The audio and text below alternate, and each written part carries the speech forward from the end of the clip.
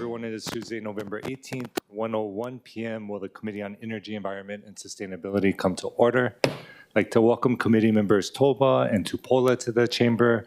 We're waiting on Vice Chair Dos Santos Tam, who should be present shortly.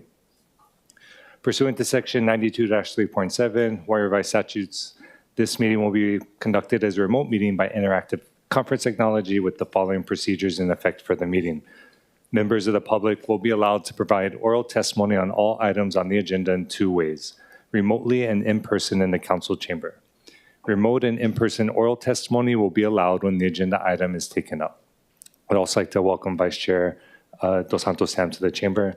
As both English and Hawaiian are official languages of the state of Hawaii, pursuant to Article 15, Section 4 of the state constitution and Section 1-13 of the Hawaii Revised Statutes, members of the public may testify in either language. For oral testimonies offered in Honolulu, Hawaii, additional time may be necessary, will be allowed for the testifier to provide an English translation of their testimony if they so wish. Before testifying, each person shall state their name. Each speaker may not have anyone else read their statement and is limited to a 1-minute presentation on each item. All persons who have registered to testify remotely by video conference or phone will be called upon first. When your name is called, please monitor. No audio?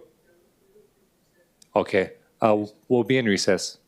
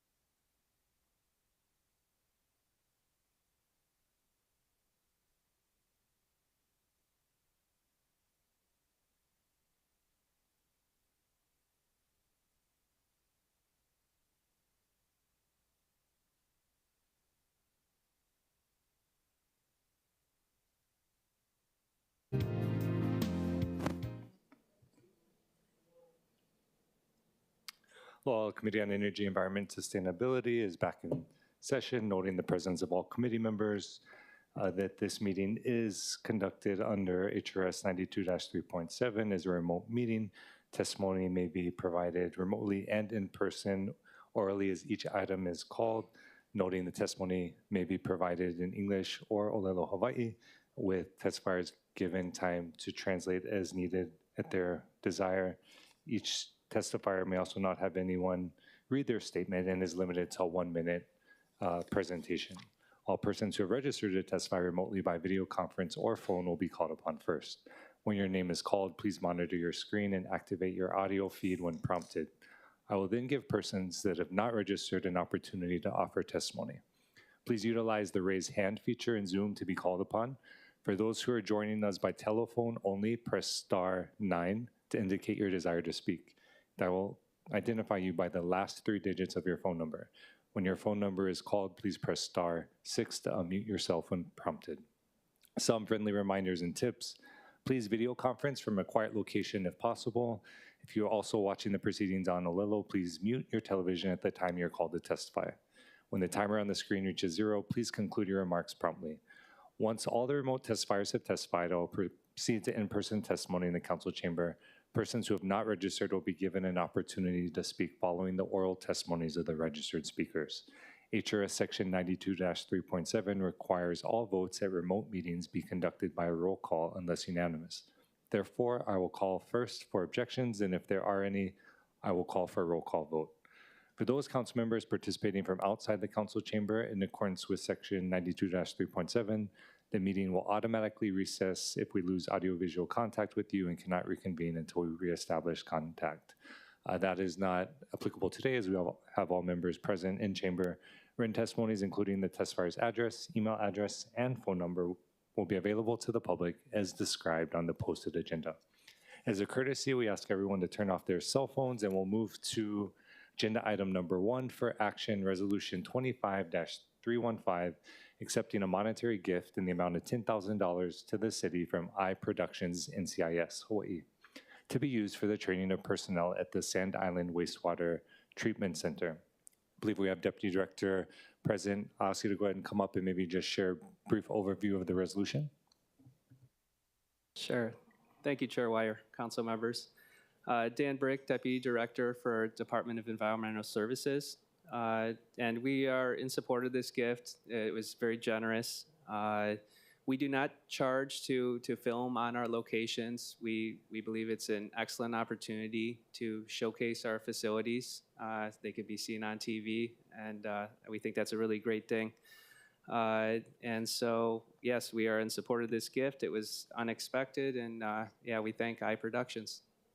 Awesome, mahalo for that. Any questions from the committee? Seeing none, thank you, Deputy Director. We'll go ahead and go to testimony. Thank you. Clerks, I believe we have no registered remote testifiers. If there's anyone online, use the raise hand feature. Is there anyone online wanting to testify? Chair, there are none. Thank you, Madam Clerk. Going to in-person, we don't have anyone registered to testify. Anyone wanting to testify can come up to the podium and identify themselves. Seeing none, we'll go ahead and close testimony and move into discussion. Members, was there any discussion before I make my recommendation? Seeing none, the chair is going to recommend that Resolution 25-315 be reported out for adoption. Seeing no discussion, objections, or reservations, so ordered. Okay, we're going to move to agenda item number 2. This is Resolution 25-289, reappointing Mr. Bradley Romine to serve on the Climate Change Commission of the City and County of Honolulu for a term to expire on June 30th, 2030. Members, we have posted to the agenda a proposed CD1 version of the resolution. For your information, a summary of the amendments is listed on the agenda. I'll go ahead and ask the appointee to come up. If you want to identify yourself and maybe just share a little bit about your experience to date and what you look forward to working on the commission. Yeah, aloha, council members. I'm Brad Romine. Mahalo for considering me again for reappointment to the Climate Change Commission. I've served on the commission for about 2.5 years now. I'm very honored to have this opportunity to continue serving our communities and our city and county officials. I'm a coastal geologist by education and research background with a focus on physical processes and natural and man-made hazards along our coast, including shoreline erosion and flooding, which are imminent and growing challenges along our beaches and in our coastal communities, which I'm sure many of you are aware of and are facing with your constituents. And these challenges are only growing with climate change and sea level rise for many of our shorefront communities. While I would be serving in an individual capacity, I do bring my experience as extension faculty with the University of Hawaii Sea Grant College program. I'm based at the University of Hawaii at Manoa, but work statewide with a focus on understanding challenges and priorities in our communities and government agencies and helping to integrate best available science and information in planning, policy, and decision making. I work on coastal hazards with state and city government, including through a longstanding cooperative agreement with the State Office of Conservation and Coastal Lands, seeing firsthand the impacts we are experiencing from coastal erosion, flooding, and helping to build bridges between our communities, state, city government, and academia towards solutions. My work with the Commission so far has included updating the Commission's climate change brief, describing local, regional, and global impacts of climate change, and finalizing an urban heat guidance document, providing a set of findings and recommendations to the city towards improved management and mitigation of heat stress and heat emergencies in our communities. Outside of the Commission, through my work with Hawaii Sea Grant and the university, I've also helped to inform recent updates to the city's shoreline construction setback policy, and also written climate change and sea level rise technical guidance, resource documents to help support updates to the North Shore Sustainable Communities Plan, as well as the Primary Urban Center Development Plan updates. I also work on broader resource management and adaptation approaches, Mauka to Makai, including through a cooperative project called Pili na Moku that is focused on advancing climate resilience throughout Hawaii with particular focus on the Waianae Moku here on Oahu, through investment and local capacity building towards restoring functionality of interconnected ecosystems, and integrating local place-based knowledge and resource management. I'm very excited for this opportunity to continue to serve as a member of the Climate Change Commission with its diverse expertise across all of its current members, including in architecture and sustainability, transportation and greenhouse gas reductions, environmental stewardship and economics, and policy and planning for climate resilience. Mahalo again for considering me for reappointment to the Climate Change Commission. Happy to answer any questions if there are, if we have time, and also be happy to schedule individual meetings if there are any follow-up meetings or discussions that any of you would like to have. Mahalo. Mahalo, Commissioner. Appreciate the wealth of experience that you've shared and the background that you bring to the Commission. Of course, appreciate you making time to talk one-on-one and talk through a lot of the work that you've already done. I'll go ahead and open it up to the committee if there are additional questions. Councilmember Tupola. Aloha. Thank you so much. That was quite the report. You sound very qualified for this commission. We appreciate all the volunteers. Thank you for allowing me, Chair, to ask this question publicly. And I think in general, I'm still wondering, or I guess unaware of how we're going to disseminate the climate change resiliency funds. And so does your commission also discuss that? I mean, we've had a couple resolutions we've discussed, and then once we discussed it, the admin was like, oh, we don't know if we can get those things done in a year. And so in my mind, it was something that was supposed to help with some of the initiatives you talked about. But as far as the reality of plugging that into projects that we all kind of believe in, do you guys discuss it at the commission level? I'm not sure which document you're referring to exactly. It might be one that came out of the Resilience Office. No, it wasn't a document. We only had 2 resolutions that the administration suggested to us how we should use the Climate Change Resiliency Fund, which is fairly new. Oh, yes. My yes. question is, have you guys at the commission level ever discussed the uses for this fund or no? It did come up in 1 or 2 of our recent meetings, and I think we voiced some support for those resolutions. Maybe in written correspondence, but I'm not recalling exactly. I have to look back at It's that. okay. And, Chair is good at this, but I feel like one of the things that I was unsure of when we got the first resolution was, where did these suggestions come from? Mm-hmm. And so when we asked that, they said, oh, well, it might lapse soon. We got to just get it out. We got to buy some beaky bikes. We got to buy some water fountains. I was like, okay, but who asked for these, or how do we know these are the things we need? Then the next resolution came, and then that one was a little bit more fleshed out, but then we were told by multiple people in the administration, these are kind of hard projects. So then I was like, well, what projects are we looking for? So I'm not sure if it's something you guys can discuss, but I think your commission serves as a forum for public input. I would imagine that it would be a good place for us to gather ideas on how the fund could be expended so that we're not just drawing from maybe projects that are unfunded that we think, oh, that one's good, this one's good. Like, I like to tell my community when we spend money on projects that it was well vetted, that hundreds of people got to weigh in, and that this was the best idea for all the districts. So do you think it's something maybe you guys could just talk about? I think so, yeah. To my recollection, I don't think we had any involvement in developing the projects through this first round of funding of the Resiliency Fund, but I think if we can be helpful there in the next following rounds, I think that's something we'd be Yeah, happy it's to be going to come up involved in. again. Yeah. And there's nothing codified in the ROH about how we determine how the fund is used. It just says what it can be used for. Yeah. So I would imagine kind of like how we do with the Planning Commission, where they deliberate on ideas, then it gets sent to us, then we introduce a bill, and then we discuss, they had a hearing and some people weighed in, but the Planning Commission suggested this. I would hope that maybe your commission could be very influential in just bringing good pieces of information to the forefront for us, because these are going to be funds that accumulate every year. I appreciate the further information, the recommendations there. I'd be excited to be part of that if we are able, and I really appreciate the council's actions in putting together that fund. It is an exciting development for our communities. Thank you. Thank you. Thank you, Chair. Thank you, Councilmember, and really appreciate that input. Just let me know if you want to tag in Interim Director Fox as well, but I think that's good feedback for the Commissioner to know. Councilmember Dos Santos, Sam, did I see your hand? No? Councilmember Toba? Okay, I'll just end on going off of Councilmember Tupola's comments. I would invite you folks to consider maybe your capacity to weigh in the Charter Commission discussions, because I know we had introduced an amendment to make the resilience funds more accessible, particularly to nonprofits, and I think CCSR separately, or the administration had also separately introduced that, and so that might be an opportunity to provide input along the lines that Councilmember Tupola was getting at as well, in addition to a mechanism for greater community input. But appreciate that. We'll go ahead and go to testimony unless you had any additional thoughts or. Nothing else from me. Thank you very much. Okay, mahalo. Mahalo again for your willingness to volunteer and continue to serve. I'm honored for the opportunity. Mahalo. Thank you. I know we didn't have any registered testifiers online or in person, but Madam Clerk, do we have anyone else online wanting to testify? Chair, there are none. Mahalo. Going to in person with no registered testifiers, anyone wanting to testify can come up and identify themselves. Seeing none, we'll go ahead and close testimony and go into discussion.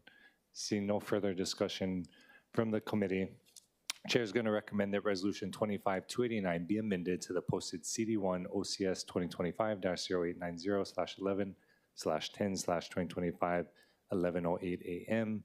Any discussions, objections, or reservations? Seeing none, resolution has been amended to CD1, and Chair is then going to recommend that the Resolution 25-289 CD1 be reported out for adoption. Any discussion, objections, reservations? Hearing none, so ordered. And mahalo again, Commissioner. We'll go ahead and move to agenda item number 3. This is Resolution 25-296, appointing Jeffrey Laupola to serve on the Board of Water Supply of the City and County of Honolulu for a term to expire on June 30th, 2030. I'll go ahead and invite the appointee to come up as well. If you want to identify yourself and share a little bit about your background and the work you hope to do on the commission.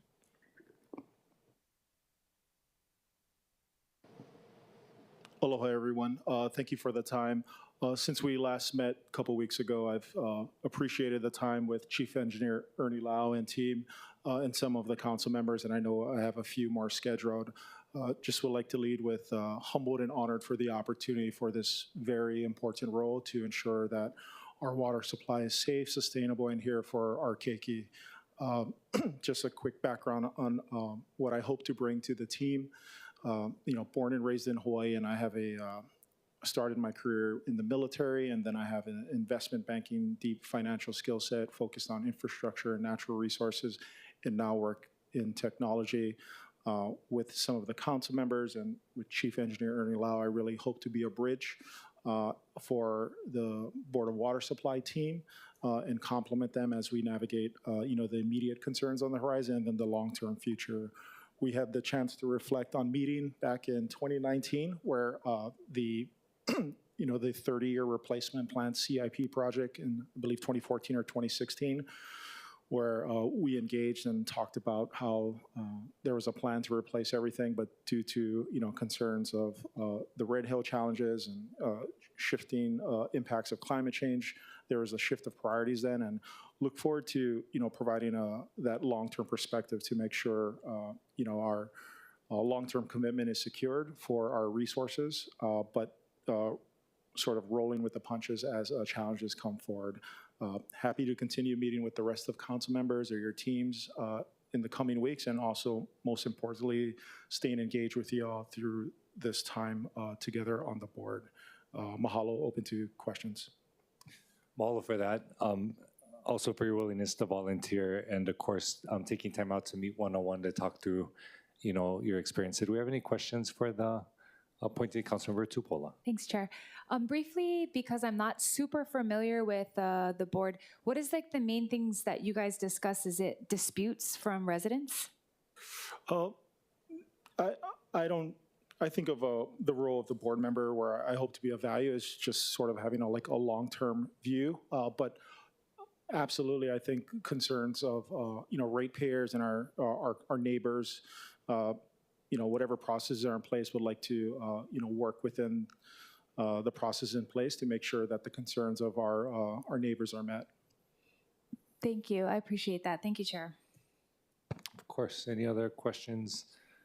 Seeing none, I'll go ahead and invite.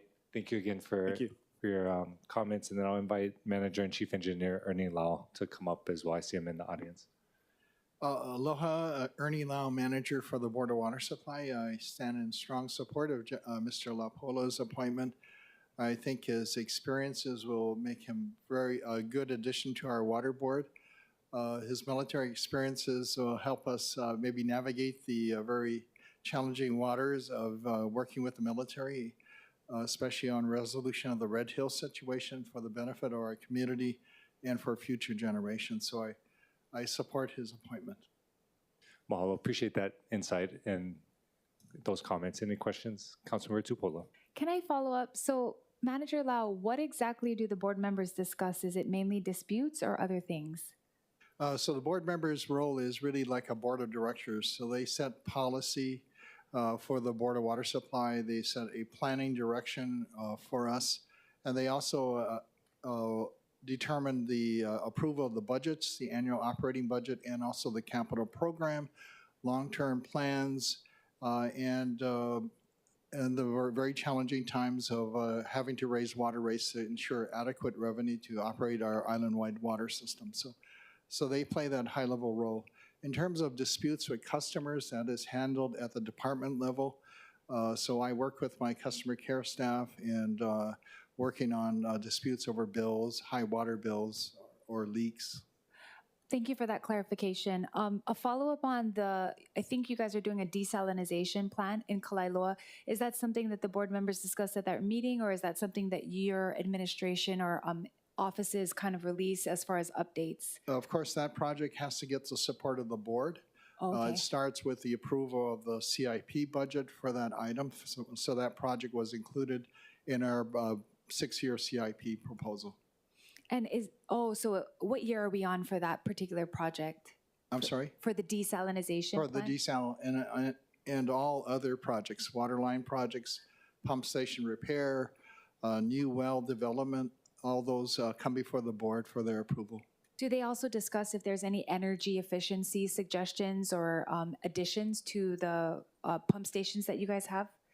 They always can suggest that to us. We're always open for new suggestions. You know, the board members like Mr. Lapola and other board members that are already on the board, they have a wealth of experiences in diverse areas, including construction and science and finances, so they can bring their ideas to the table. Yeah, I just thought that would be interesting or necessary, seeing as though you guys have these different pump stations around the island, and if there are ways that we can generate energy or maybe bring down costs, because obviously, you know, you guys are basing the needs that you have on ratepayers, and I do think if there's any way to offset those costs, we should try. Yeah, no, I totally agree with you, Councilmember. In fact, a number of years ago, we actually implemented our own energy savings performance contracting project, much like the city is doing for parks right now and for other city buildings. The idea is to look at how to become more energy efficient. Energy efficiency is the low-hanging fruit that you want to pursue first. Be as efficient as you can. Then also look at ways, and that includes, maybe equipment change-outs. How do we operate more efficiently with our Yes. pumping stations, our lighting systems? But also what we turned out that we had a lot of real estate. Yes. Water tanks all over the island, 172 water tanks, pump stations all over the island too.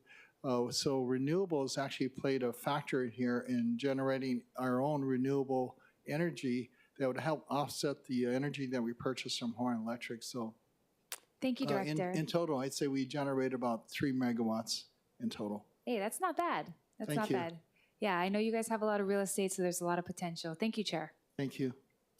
Of course, committee members, see no other questions from the committee. Mahalo again, Manager Chief Engineer Lau. Mahalo. We'll go ahead and go to other testimony. Madam Clerk, do we have any registered or non-registered remote testifiers? Chair, there are none. Thank you. See no registered in person. We'll go ahead and invite anyone in the chamber wishing to testify to come up and identify themselves. And seeing none, we'll go ahead and close testimony and move into discussion. Was there any additional discussion, committee members? Seeing none. Chair is going to recommend that the resolution 25-296 be reported out for adoption. Any discussion, objections, or reservations? Hearing none, so ordered. Mahalo again to the appointee for your willingness to serve, and we'll go ahead and move to agenda item number 4. This is an informational briefing update on food insecurity in the counties by Hawaii Appleseed, Hawaii FOODBANK, and Maui County Councilmember Gabe Johnson. So grateful for them to be here. We know we just went through the recent shutdown and the SNAP impacts, and of course, I think that grounded a lot of us in the realization that even aside from that, as we move forward in terms of reopening and receiving those benefits, that there is a need for us to continue to evaluate impacts on our community in terms of food access and food insecurity, and that really all of us have a role in ensuring that our people are fed. Before we turn over to the presenters, I wanted to invite Interim Director Fox to come up from Office of Climate Change, Sustainability, and Resilience, or Resilience Office, I think is the overarching main term, but go ahead and turn it over to you for a few comments. Thank you, Chair. Kealoha Fox, Deputy Director and Acting Director for CCSR, or the Resilience Office. We can go by both. Thank you, Chair, for the opportunity. We just wanted to be able to thank the Council. Your longstanding support to food security and the food system has been reflected not only in CCSR's office, but in our sister office of the Office of Economic Revitalization, who's also here with us today. Our offices work in constant coordination and collaboration through deep partnerships, including with the CBOs that are here with us today. So we especially want to thank the Hawaii Food Bank and the Hawaii Appleseed Center for Law and Economic Justice for their mission-oriented work and the work that they do each and every day across Hawaii, and especially for the island of Oahu. And just as a reminder for all of us, our office is undertaking the Food Security and Sustainability Program in ROH Chapter 2, Article 10.8. Oh, they're bringing up the slides now. And as part of our work, we're making sure that we develop Oahu's food systems plan, and that will be a great place for us to be able to reflect these types of policies and programs that we want to make sure we're moving forward, not only in times of emergency, but also in the times that we have to continue to build up food security, self-sufficiency, and sustainability for long-term development over generations. Thanks, Chair. Yeah, thank you, and appreciate all of your work. I know we're rebooting the computer right now, so I'll go ahead and open it up if there are any questions from the committee. And I'll go ahead and just open up, if you don't mind, as we wait. We'll give it a few minutes, and then if we need to do a recess, we will. But could you just run through again maybe the timeline on the food systems plan and what we can expect in terms of that being presented to the council and the community? Absolutely. So the food systems plan is under development right now. This is the first ever for the city and county. We will plan to come to you folks in about springtime. That will align just before we go out for public comment. We feel like that's a great time for us to make sure, especially to Councilmember Tupola's point, we want to make sure that many, many voices, hundreds, if not thousands of voices with your folks' help can weigh in on the plans, the actions, and the strategies, not just for that long-term sustainability and self-sufficiency of our island, but what can we do right now within the next 3 to 4 years is really what our office's charge is right now. Appreciate that. And it's my understanding we're still, I know we were all out at the rail stations with the service providers, and then we saw the, the food plants and all of that. And it's my understanding that that's even possibly expanding in different ways to different stations. Are there any updates on that, or just kind of how that whole discussion is progressing? Yeah, thank you for the question, Chair. We have a number of initiatives that are underway around food security, agriculture, and the island sustainability. The one that Chair Weyer is mentioning is part of the Mayor's Global Challenge. That is a long-term vision that we're building to see how can we activate rail stations across Skyline to become stations of abundance, and so that we can increase food access. And so we have a multi-pronged approach where we want to make sure that we have opportunities for food distribution. So one of the partners that we worked with, one of our key partners, is the Hawaii Food Bank, and we were able to help to demonstrate how their new mobile food pantry can help meet individuals and the community right in their own neighborhood. And so we were able to see that firsthand at both the HAWAI'I and the Honolulu stations. We're also working on farmers markets and making sure that small and medium-sized producers and growers can have an opportunity to get their fresh and local produce into the homes of families, especially right when they get off of Skyline or right when they're going on to their next activity for the day. And then we're working across our agencies to see how can we really align this work with a greater transit-oriented development outlook that includes food as a core municipal service. I love it. Appreciate that. See no other questions or any comments from the committee. Appreciate that, Director. I'll go ahead and turn over to the clerk to see if we need to take a recess or what stage you're at in the rebooting. Okay, so we'll go ahead and take a brief recess and we'll be back shortly. Mahalo.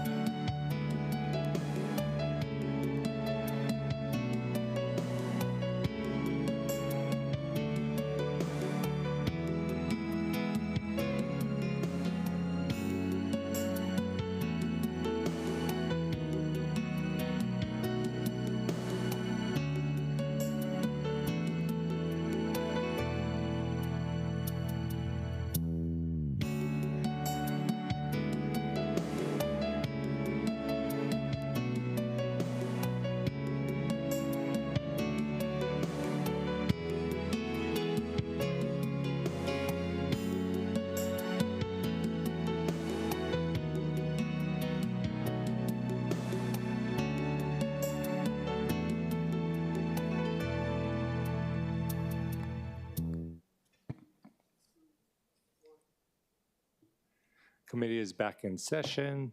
Mahalo for that brief break to deal with technical issues. We do have all committee members in the chamber today, and I'd like to welcome and note that joining us in the council chamber is Daniela Spoto and Genevieve Muma for Hawaii APPLESEED, Aliyah H. for Hawaii Food Bank, and Maui County Councilmember Gabe Johnson will be providing a brief presentation for your information. The presentation is available online as Miscellaneous Communication 608.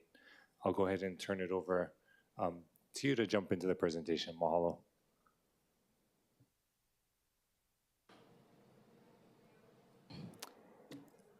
Good afternoon, Chair, Vice Chair, members of the committee. My name is Daniela Spoto, and I'm the Deputy Director at Hawaii Appleseed. Thank you so much for the invitation to join you and dedicating some time on the agenda to this very important topic, a challenge that continues to touch families in every district on every community in all of our islands. We are meeting at a moment when the pressure is coming from all sides. Federally, we're seeing unprecedented instability in SNAP and other safety net programs due to an administration that is out of touch with just how pervasive food insecurities become. And the recent shutdown has brought into sharp focus just how precarious the situation is. We need to be prepared, building up our local resiliency in these turbulent times. The state has historically been our most reliable institution for ensuring these safety nets reach the people who need them, but dramatic federal funding cuts coupled with one of the largest state income tax cuts passed in recent history are putting troubling amounts of strain on our state agency systems and budget. And all of this is coming within the context of an economy that has never truly recovered from the pandemic. For families across Hawaii, the economic squeeze is as tight as it's ever been. Costs keep rising, wages can't keep up, and the income gap continues to widen. This impacts not just families, but as you know, local businesses throughout the food system, including restaurants, food retailers, and farmers. The good news is that as we're about to see, counties are uniquely positioned to respond. And Honolulu, as we've heard, has already shown incredible leadership in its dedication in not one, but two positions focused on food security, which are already working to connect existing programs and systems and innovate using the resources the city already has. So today's panel brings together three leaders who are going to paint a picture of the challenges, but also the opportunities that the city has when it comes to strengthening food security. So first we're gonna hear from Aaliyah Herman, Director of Advocacy at the Hawaii Food Bank, who's going to share just off the press's results from the State of Food Insecurity Survey, helping to ground us in some data. Then we're gonna hear from Genevieve Mua from my organization, Hawaii Appleseed, walking us through some of the county level levers we've already have at our disposal, from interagency disaster planning to direct feeding programs for both Keiki and Kapuna. And finally, we're honored to have Maui County Councilmember Gabe Johnson. Member Johnson has been redefining how Maui cares for its people, truly pushing the boundaries of what the county role can be. He's going to speak to some of the innovations and lessons emerging from Maui County, especially at a time when residents are still recovering, rebuilding, and redefining resilience. So these three speakers will each have a brief presentation. I leave it up to you, Chair, on whether you'd like to stop for questions in between or wait until the end. Thank you. Appreciate that.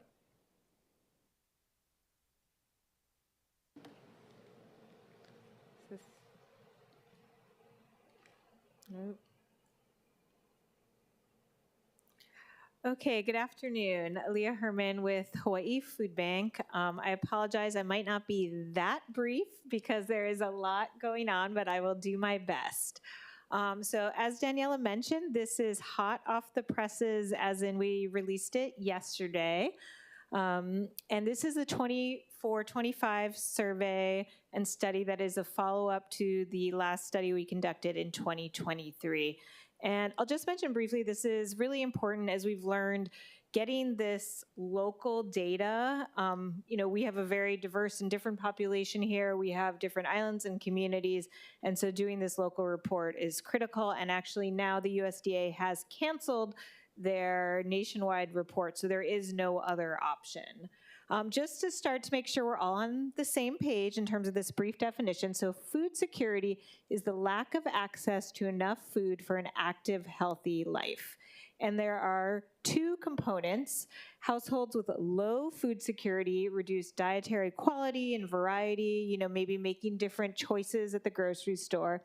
Whereas households with very low food security reduce their food intake. They may be losing weight due to lack of resources and food, skipping meals, or going whole days without eating. So the report was, and the study was conducted and administered by Ward Research and Perkle Epidemiology. It's a statewide survey of over 1,000 residents. Again, it uses this U.S. Household Food Security Survey module, which is considered the gold standard in this type of research. And it was conducted in May and June of 2025 and looked back over the previous 12 months. And I just want to point that out as really important as I share this data, because this is not a report that comes after SNAP cuts, after reductions in SNAP allotments by 2%, after the federal shutdown. This is the world we were living in before. So just really keeping that in mind as I shared this data. And then there were weight supplied kind of standard procedures to help us extrapolate the findings across the state and by county where possible. So big findings, 32% of Hawaii households were food insecure.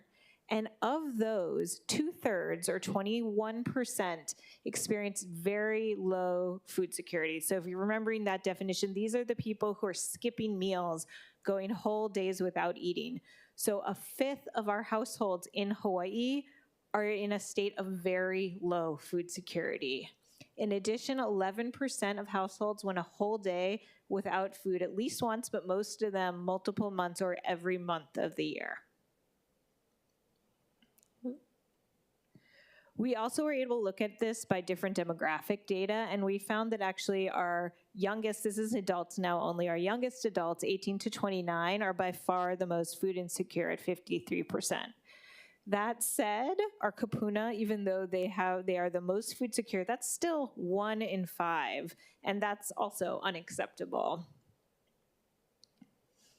We were able to look at food security by race and ethnicity, and now for the second time in a row, Filipino households are at the highest rate of food insecurity, near 50%.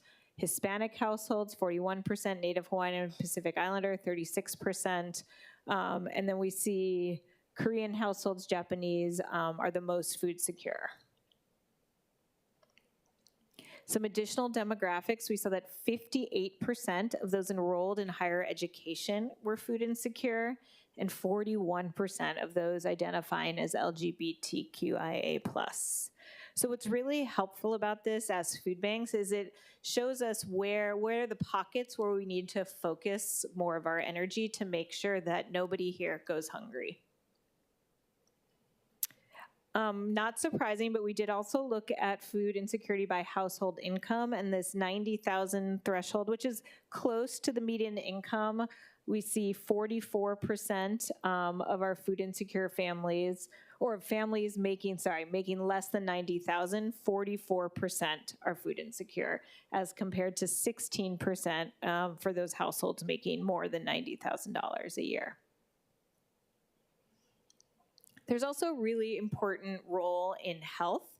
And this is really where we see people start to have to make these impossible choices between filling their prescriptions or being able to put food on the table. And there are consequences to those decisions. So for example, 37% of adults in food insecure households have anxiety or depression, as compared to 20% in food secure households. 17% have chronic gastrointestinal problems, as compared to 8%. These are all significant findings. And 41% of adults skipped filling prescriptions or treatment if they were in a food insecure household, as compared to only 15% in food secure households. So there are all of these associated impacts that come along with food insecurity. So now I'm going to talk about our keiki, and this was one of the hardest things to see in this report, because every indicator, even though it's all within the margin of error, but every single indicator went up from our last study, and if everything is trending in the same direction, it tells you a lot, and it means it's deeply concerning. So for example, sorry, I'm missing the main stat is that there it is, 34% of households with children, so the children themselves, 34% were food insecure. This is up from 29% in 2023. And similarly, the adults in those households went from 38% to 45%. So, those of us who are parents, we know that we are gonna sacrifice to let our kids eat. And so you see that almost half of households with children, those parents and caregivers, are food insecure. We also see multi-generational households are particularly vulnerable as well. And then we looked for the first time at some of the programs that are there to help our keiki, and we saw that 41% of households with children participated in free or reduced lunch, 31% in free or reduced school breakfast programs, and 68% of those who wanted summer food support did not get it. So these are households that need help where their children are hungry, but they don't qualify. So it tells us, one, there's a critical role of year-round child nutrition programs. There are definitely opportunities to increase access and participation in school breakfast, and a need to expand our keiki food support programs, especially in the summer. We also looked at SNAP for the first time and saw that 16% of Hawaii residents applied for SNAP, with 11% approved and 5.5% denied. And of those denied, 83% were food insecure. So that means, again, these are hungry households that don't have a place to go, and that's where food banks have to step in. But I think these are also our ALICE populations. These are folks who don't have a safety net to rely on, and so food banks are one solution, but obviously it tells us we need to look further. We also looked at how people use growing, hunting, and sharing of food as not just as a hobby, but as a way to supplement their diets. And we saw that households that are food insecure are significantly more likely to hunt, fish, or raise animals to supplement their diets, and that community sharing networks like gifting and exchanging foods are a really important way of helping to build resiliency and meet food needs. And also, for the first time, the study looked at disaster preparedness, and we found that only 15% of Hawaii households feel prepared for a disaster. And this is actually a really important role that food banks play. So Hawaii Food Bank is the mass feeding task force lead for the city and county of Honolulu. So this kind of information, again, is really important to us in telling us where there's gaps. And then among food insecure household, only 6% feel prepared. And lack of financial resources, unsurprisingly, was 8 times as high for individuals living in food insecure households as compared to those who weren't. So that's as a barrier. So financial constraints were a barrier to them being prepared for disasters. We were also able to look at food insecurity by geography. So we saw, from a percentage standpoint, Hawaii County at 43% food insecure, Maui County at 41%, Kauai County at 32%, and Honolulu County at 25%. Although based on this, Honolulu County is in theory doing the best, this is still a quarter of our population, or 250,000 people. And importantly, from that number, 2/3, again, are experiencing that very low food security. So 2/3 of that 25%, so around 17%, are experiencing very low food insecurity. And also 17% of households were categorized as what we call marginally food secure, which means they are worried about, they may not be changing what they're buying yet, but they're worried about it, and they're on the brink. They're, one event away from being food insecure. And I think we saw that in the shutdown, where we saw federal workers, who most of us, I think, don't think of as being at risk for food insecurity, in the lines as we stood up these 2,000 plus household distributions. So I wanted to just share a little bit about what we're seeing on the ground that kind of mirrors this. So the data up on the screen shows the meals that Hawaii Food Bank provided to families and communities going back to 2019. You see a peak during the pandemic, then the numbers go down, and then they go right back up again last year, in the past 2 years, to near pandemic levels. So last year, we helped provide 17.5 million meals to households on Oahu. And we are currently, even again, before the shutdown, we were on track to distribute as many pounds of food in FY26, actually more than we did during the pandemic. So what are the implications? Altogether, Hawaii is the most costly state in the U.S. to live with, as you know, and Daniela mentioned this, as you know, salaries are incongruent with the elevated costs of living. You know, we all go to the grocery store, we see how expensive it is, and that doesn't even take into account housing and everything else. And really, nearly half the population is either food insecure or only marginally food secure. So really on the brink, 1 or 2 paychecks away, or already really struggling and hungry. And you know, there are obviously bigger implications. So earlier this year, USDA cut a program called TFAP-CCC, which provided over $2.5 million a year worth of food to Hawaii Food Bank. And this is, again, why we were serving as many people as during the peak of the pandemic. Obviously, our current challenges are compounded by the recent 2% cut to SNAP allotments statewide, the broader cuts to SNAP and Medicaid at the federal level, which are the largest of their kind in U.S. history. And then again, we saw what happened during the federal shutdown. And all of this just amplifies the risks to those most in need, those vulnerable populations. And all of this has health impacts. As I talked about, it has education impacts. Students can't concentrate. It's difficult for them to do well when they're hungry. And then, of course, economic impacts as well. So we are working together to innovate, come up with creative solutions, both with our partners at the city as well as at the state and all of our community partners.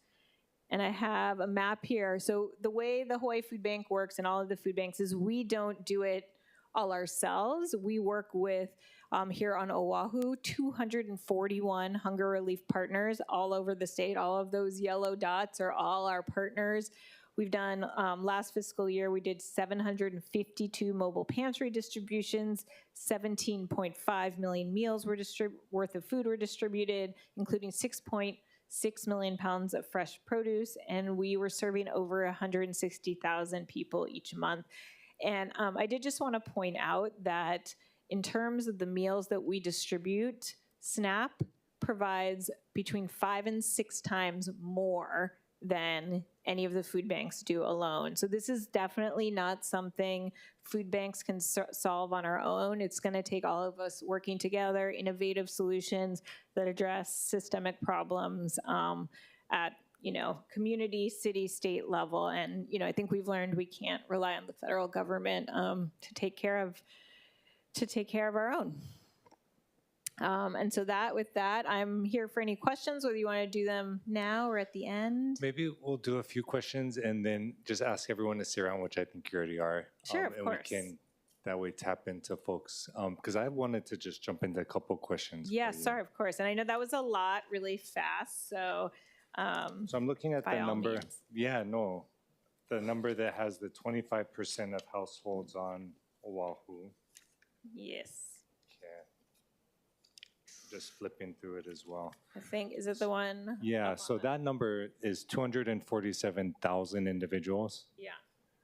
And then you're saying 2/3 of that number are very low food insecurity? Yes, yes. So it's like 160, Yeah. 70,000 people. Right, who are skipping meals, going whole days without eating, reducing their food intake. And as an example, a few months ago, we talked to someone we helped, because we also help sign people up for SNAP, and he has 4 kids, and it was the end of the month, and he hadn't eaten dinner the night before because he regularly knows he's going to have to skip meals at the end of the month to make sure his kids can eat. And he just tells folks he's intermittent fasting, so people don't know.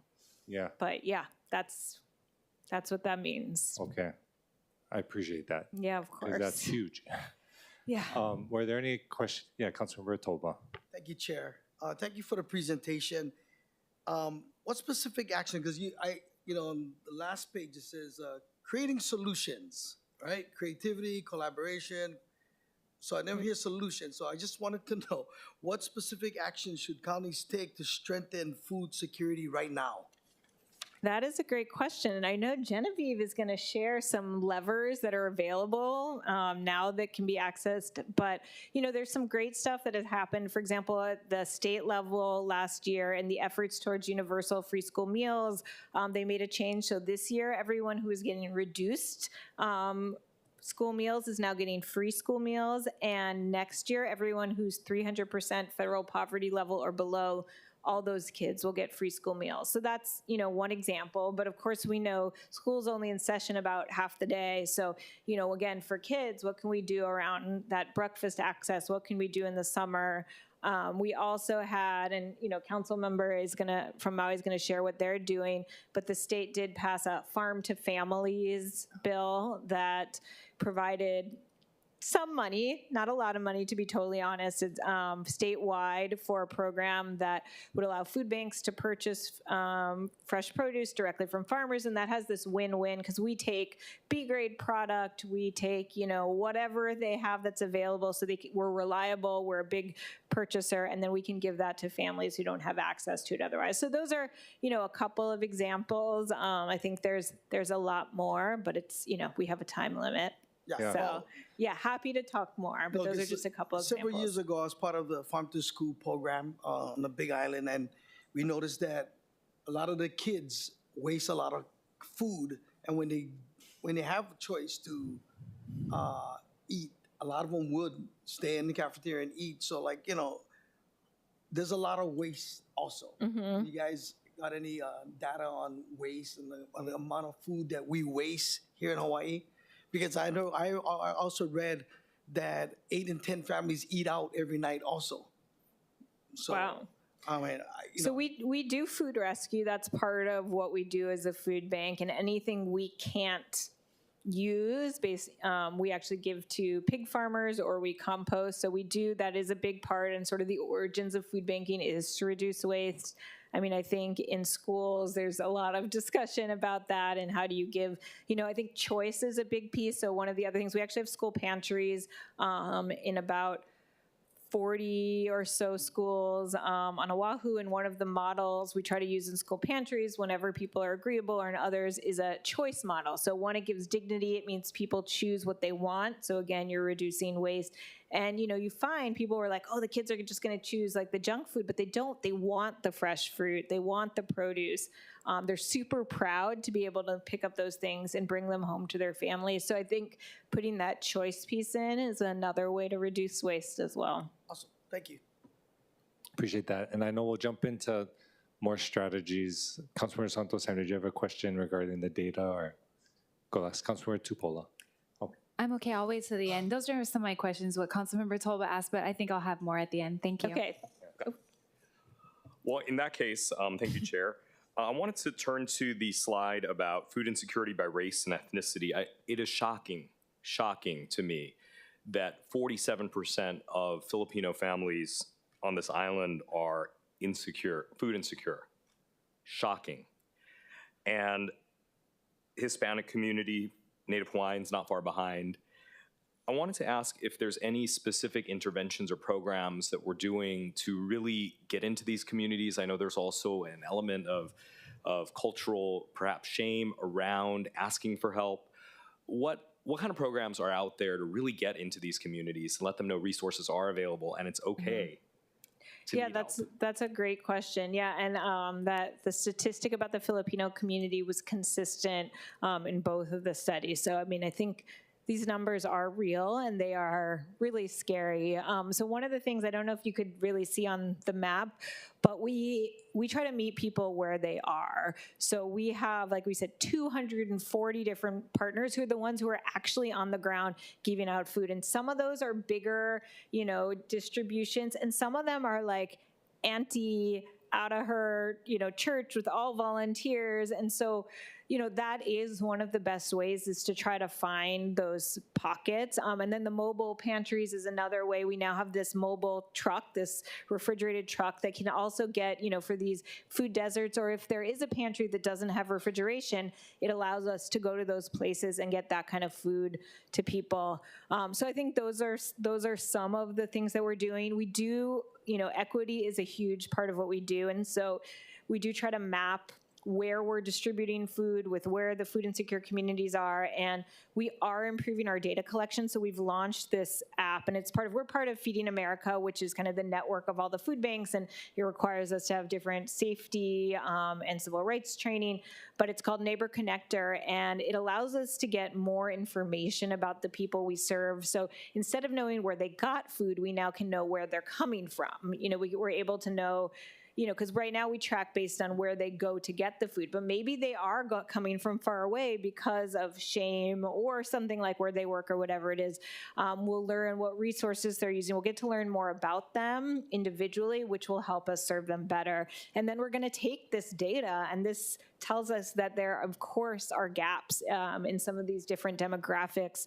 And, you know, we have used it and we will continue to use it to try to reach those communities. But we're always open, partnerships, ideas. If you have ways to, you know, reach specific communities, we would love to talk more about that.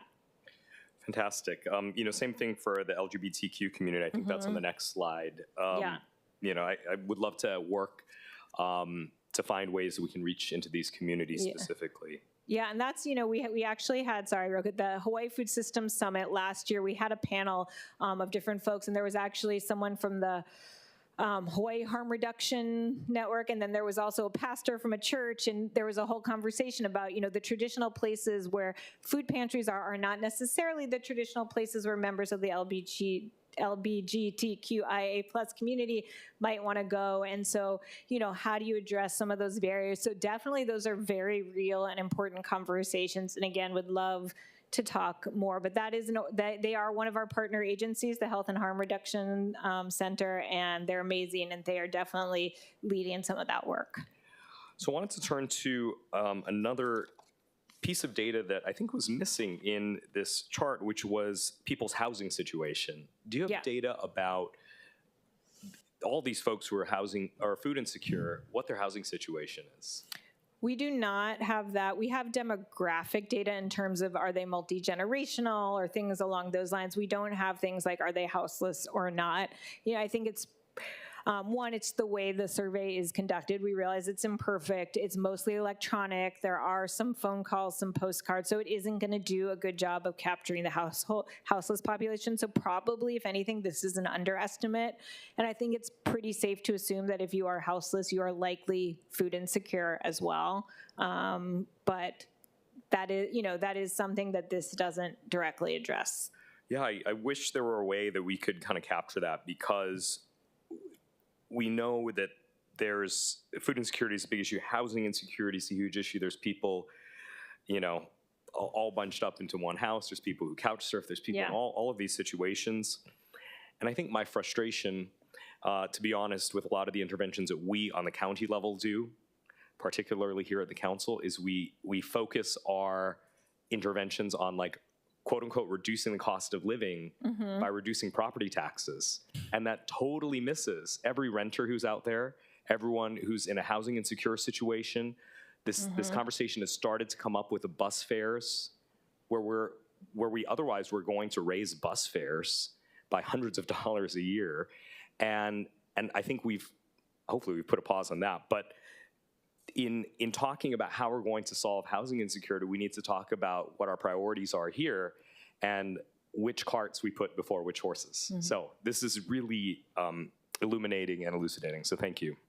Thank you so much. And our hope is, you know, the thing with food insecurity, it does feel more solvable in the sense you can give someone a meal and they're not hungry. And so I think for us, our hope is if we can take that pressure off of someone, it gives them more space to address some of these other more complicated issues. But thank you so much for those comments. And yes, we would love to talk more, because I think those are all really, really important points. Appreciate that. So no other questions, just we'll ask you to stick around and then we'll jump to of course. Yeah. Let me scroll you.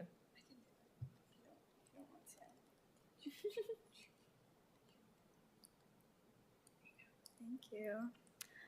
Aloha, Chair Weyer. My name is Genevieve Mama. I'm from Hawaii Appleseed. I'm a food equity policy analyst. And today, I think we had a lot of questions about solutions, and I'm going to be highlighting some county levers specifically for addressing food insecurity, food security. I want to say thank you to Aaliyah for giving such a good picture of what the need was in the past year. And as she mentioned, there has been a lot of unforeseen circumstances since then, which coming down the line were federal cuts to SNAP, some of the biggest cuts to SNAP and Medicaid in history. And also just with other factors coming down, we know that the state and the county have to step up, and we have the opportunity to do so. So today I'm going to be talking just about these 4 different levers that the counties have been working on. So we're going to talk about disaster prep and planning, summer feeding programs, kupuna feeding, and also direct support for food banks. And this is just a high-level overview of a report that Hawaii Appleseed will have released in the next few weeks. So I would love to connect with those who have further questions.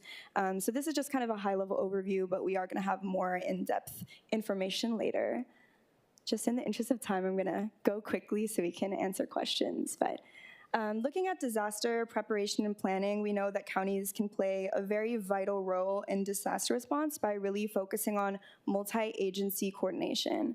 And just like Aaliyah had talked about before, a lot of the counties are actually doing this work. So on each of these pages is, sorry, it's in a small font, but different highlights of what the counties are already doing. So if you look at the city and county of Honolulu, you might be familiar with some of these ideas, and if they're in a checkbox, that's something they have done, and if not, it's an objective or something that they're working on. And so we've done a lot of work meeting with all of the counties, and these are not new ideas. These are ideas that our state is implementing island by island, county by county, and I just wanted, Hawaii Appleseed wanted to bring these together and bring to light the 4 main ones, but there, of course, are more. So looking at disaster prep and planning, we were able to talk with their resilience office and look at their draft plan, and some of those are highlighted here.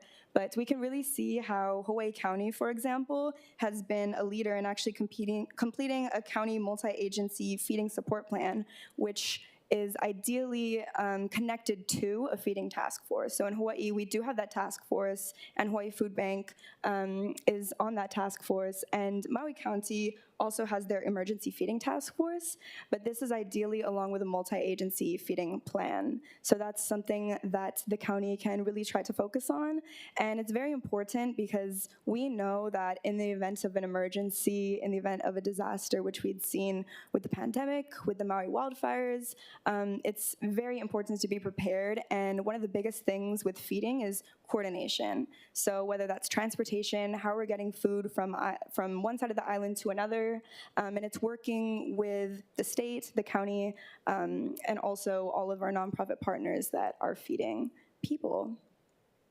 Looking at summer feeding programs, this is definitely very connected to the levels that Aaliyah had shared about keiki hunger. So we can see with this one that almost all of our counties are a SFSP sponsor, which is a summer food service program. And this is something that the counties can do, and something that the city and county of Honolulu does to ensure that keiki are being fed during their summer months. And I forgot to mention, but I do have some key agencies that are listed here so that it's clear to see where these might show up. So being an SFSP sponsor, that goes through the Department of Parks and Recreation. And this is something that all 4 of the counties have historically done, and the city and county of Honolulu has definitely been a leader in, and they've been able to work on programs like congregate feeding, which is like SFSP, and also non-congregate feeding like kauka for keiki, which is something that has been very strong here and on the other islands. Looking now at kupuna feeding programs, we can see that Kauai County has really been a leader with their kupuna feeding programs. We do have the Kupuna Care program, which is a statewide program and puts money into congregate meals and also home-delivered meals, which is something that all of the counties do. But we can see that Kauai County actually has the first and only county-funded kupuna feeding program, and that's something that maybe the other counties can learn from and also allocate funds towards. I think that the Hawaii Food Bank might have a little bit more to say about that, but they did get funding because they had already started with a pilot program, and so it was easy to show that, hey, we have this program, we already have the connections, and all we need is additional funding and support. And so that might look different for different islands and different counties. Finally, just want to share that I think this was very obvious with everything that Aaliyah showed, but in the face of federal cuts, and when we can't depend on the federal government to fund SNAP for the time being, and even with just issues like the federal shutdown in these past 2 months, we've really seen that the food banks are who everyone looks to step up and to fill that gap for people who don't have SNAP or who aren't receiving maybe summer meals. But we also know that the food banks are working with $1.2 million less per year. So they're doing what they can to step up and really serve the need, which we don't even know how the need has changed yet because we're still waiting to do the survey for 2026, which will show the impact of these federal cuts. And Maui County has actually really been a leader in giving direct support to food banks. So they actually have a line item of $400,000 a year for their food bank on that serves all of Maui County. And I'm definitely very excited to have a council member from Maui County to talk a little bit more about that. And it's definitely something that all of the counties can consider. And like Aaliyah said before, we did have the Farm to Families program, which gives a small amount of funding to the food banks for local food purchasing, but that's something that could also be done at the county level too. And so I did include this just like a non-exhaustive list of other things. These all come from the county food access plans or just in conversation with our county partners. So if you have questions about some of the city and county of Honolulu objectives, we got a lot of those from the Resilience Office. They've been a super great partner. And yeah, so I just want to turn this over to Councilmember Gabe Johnson. I think he's going to talk a lot about specifically Maui County, what they've been doing. They have been a huge leader in the farm to family space and also what's known as the local food purchasing incentive, and he's going to talk about that. But this information is going to be coming out in the next 2 weeks, and we will be happy to share that with you and happy to take any questions before Councilmember Johnson. So, Since we're cutting up against time, why don't we have Councilmember go, and then we'll open it up for everyone. Perfect. Mahalo. Mahalo. Okay, thank you all for having me. I'm really honored to be speaking in front of other council members. I feel like I'm in my cousin's house, so thank you all for allowing me a chance to speak. I know we're on limited time, so I'm just going to kind of jump right into some of the things I wanted to speak on.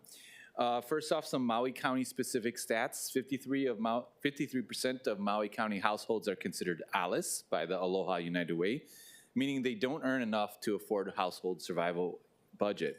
6 out of 10 Maui County residents reported recently cutting back on food and groceries for financial reasons, and that's according to the State Rural Health Association. And of those impacted by the 2023 wildfires, 7 out of 10 say they cut back on food and groceries. So disasters affect our food insecurity as well. 18,611 people benefit from SNAP in Maui County, something we were actually acutely aware of during the last 2 weeks back and forth between the government shutdown.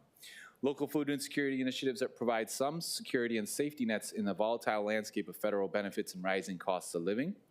Investing now and early builds out programs in preparation for future crises and instability. Developing farmers' capacity increases resiliency and food sovereignty. I'm a farmer myself, and before I took this job, I was living in Section 8 housing. I come from low income. I know the struggle, and the struggle is real.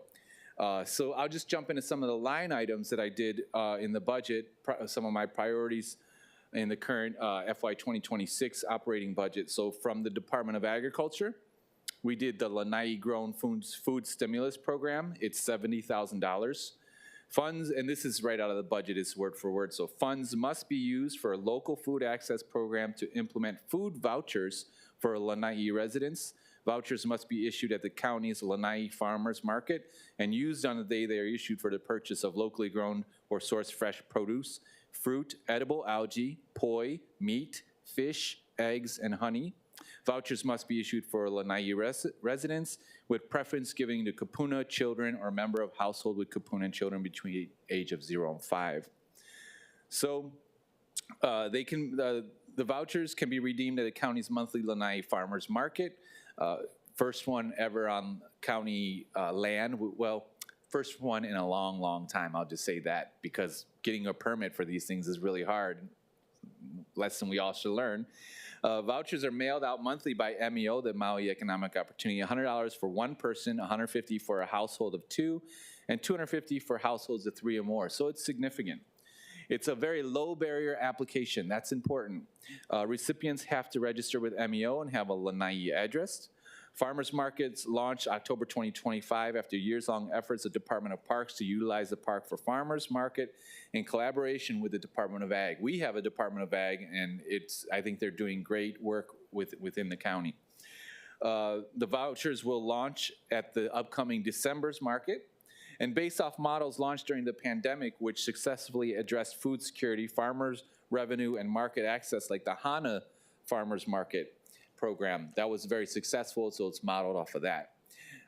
MEO runs the similar Seniors Farmers Market Nutrition Program, so it has experience in distributing vouchers and providing reimbursements to vendors. So I think that's a really good program. I'm going to move on to the local food purchasing incentive, the Farm to Family Grant. That was $1 million put in the county budget. And again, straight out of the budget, funds must be used for a grant program for county-based organizations to enter into purchasing contracts for, or establish consumer subsidy programs for food grown or harvested within Maui County. All proposed local food purchasing incentive programs must pay market value costs to the producers. That's good for farmers. Programs should be designed to benefit Hawaii residents. Only food that is grown or harvested in Maui County can qualify for the program. Processed foods must be purchased with this fund if 80% or more of the ingredients are grown or harvested in Maui County and the final product is made in Maui County. Preference must be given to programs that purchase kapuna crops and programs that serve populations with the greatest need. So this is inspired by the New Mexico grown and efforts by our local Maui food bank to increase local food purchasing. Language of the line item drafted with input from Maui Department of Agriculture, the Maui Food Bank, farmers organizations, and local food access organizations and advocates. So it was collaborative efforts. We all came in, sat at the table, and said, this is what this should look like. Locally grown food can be more expensive, but benefits includes fresher, better tasting, and more nutrition-dense foods, access to culturally relevant crops, support and revenue for local farmers and food growers. It strengthens the local food system, allowing farmers to scale up and access new markets, which can bring local food prices down across the system.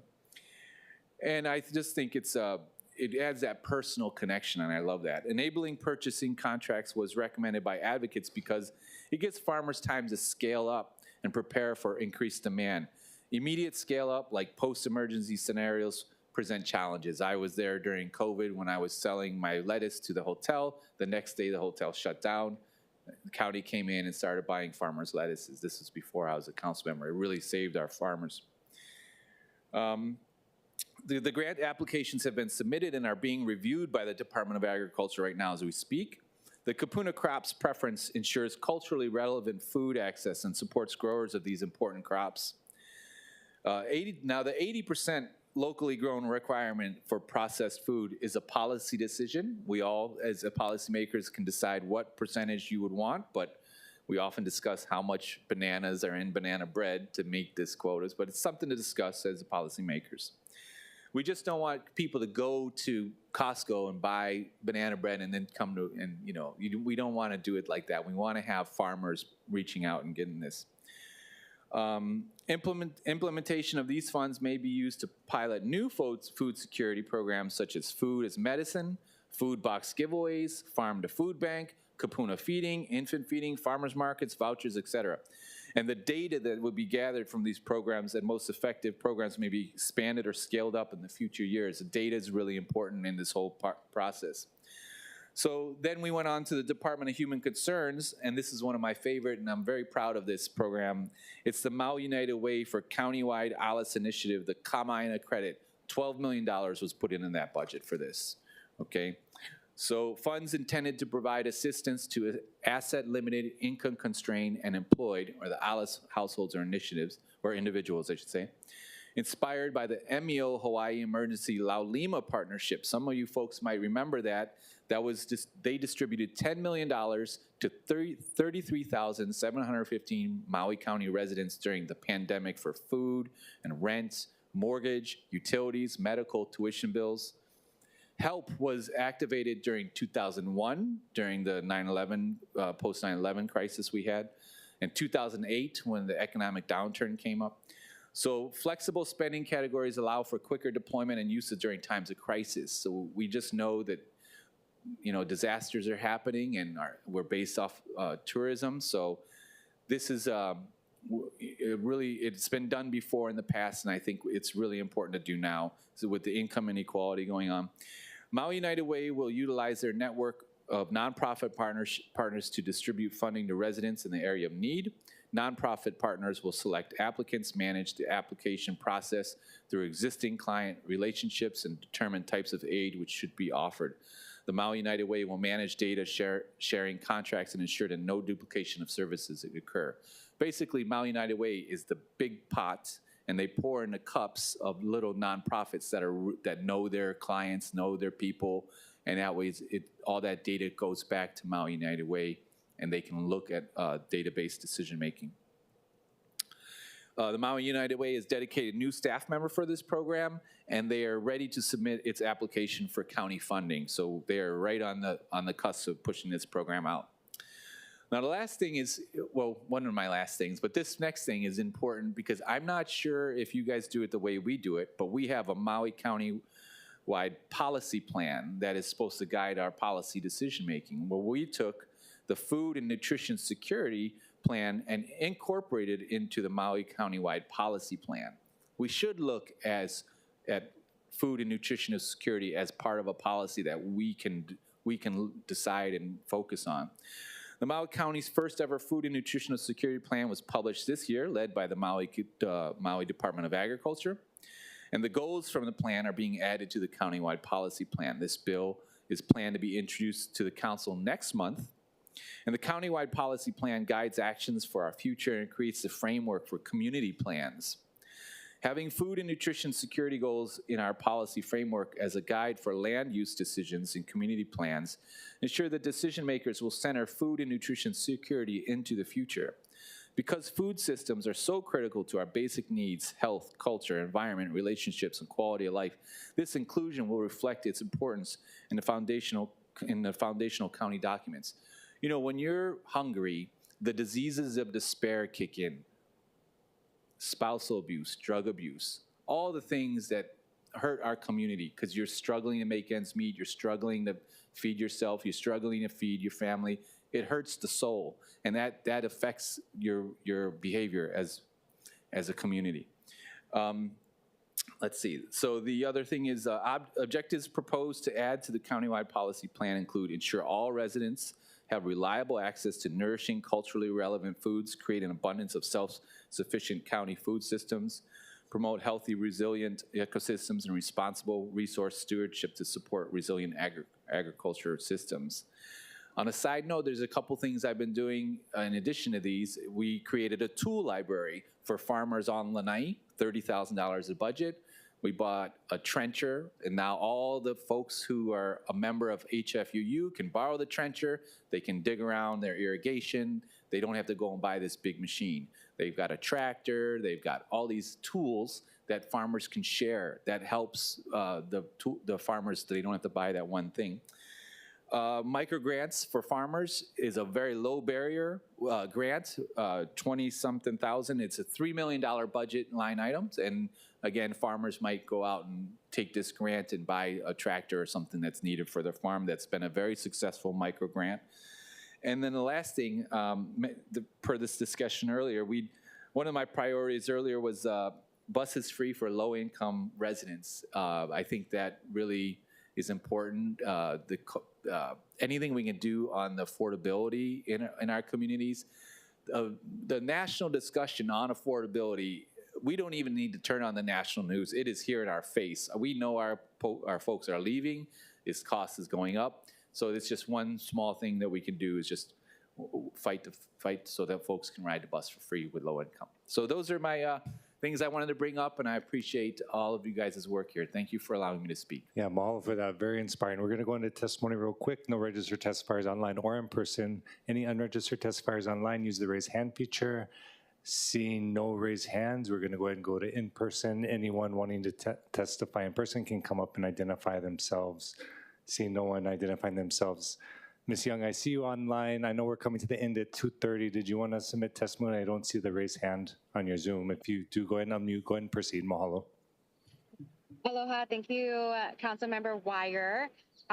So what we can do to work cooperatively with other offices and nonprofits and churches and faith-based congregations to maximize resources, I think is what makes a determination of how effective the food bank and sustainable food system policies will be in Hawaii. So for example, from the Miss Hawaii USA competition, the Miss Maui team, in light of the Maui wildfire recovery events, has worked with food distribution shelters and the management of distribution to assist with food insecurity and to activate multiple channels of distribution can really help to educate, raise awareness, and destigmatize a reality for many on Oahu and in Maui and across Hawaii. So at the end of the day, I don't think it's about how much you know, it's about how much you care to go out of your way to make a way for permits. Because if people at the bottom level can't make it work and people at the top aren't going to make it work, then there is Thank you so much, Ms. Young. Appreciate that testimony, mahalo. So wrapping up, we do have, I think, a couple minutes left. I just wanted to say we'll work with Councilmember to maybe consolidate those items from the budget into a master list. I'm definitely blown away today knowing that I think it's between 160,000 and 170,000 individuals on Oahu are in households where they're either skipping meals, going the whole day without meals, going hungry. And it's going to get worse, it sounds like. That's open to anybody. Going to get worse as we see increased requirements for access to programs. I think even Kupuna, right, the numbers were low, but a lot of them are going to be disqualified from their caregiver positions, and I know there's other impacts. And so I'll open it up to any last-minute questions, but offer to everyone, and I'm going to be respectful of Councilmember Tupola, so see no other questions. I'll note that folks can send questions maybe to all these organizations. We're going to continue it into next year, probably have further details on kupuna feeding and stuff like that. But yeah, Councilmember Dos Santos, down. Thank you, Chair. Just one last thing, all of this makes me think that the city has had the People's Open Market Program for a couple of decades at this point. And I think people's tastes and how they interact with the open markets has kind of changed over the years. And I think there's an opportunity to reimagine and refresh that program so that it really is meeting the needs of the people out in the community. So just wanted to put that out on the record, and maybe that's food for thought, no pun intended, for how we and the Parks Department work to improve that. Mahalo, appreciate that. Councilmember Tupola was good. Councilmember Tolba, okay, good. Mahalo for all the work that you do every day. And, I totally agree with comments made earlier. We're looking at a bunch of different crises, and we want to build housing as fast as we can. We want to provide access to life-saving services as fast as we can. But right now, there's a big chunk of our population that doesn't get the food that they need to actually live. And so that should be a concern for all of us, and I think it's clear from the conversation it is. And so I'm definitely hopeful the city can participate in this going forward. So mahalo again. This wraps up our agenda item. There being no further business, the meeting is adjourned. Mahalo.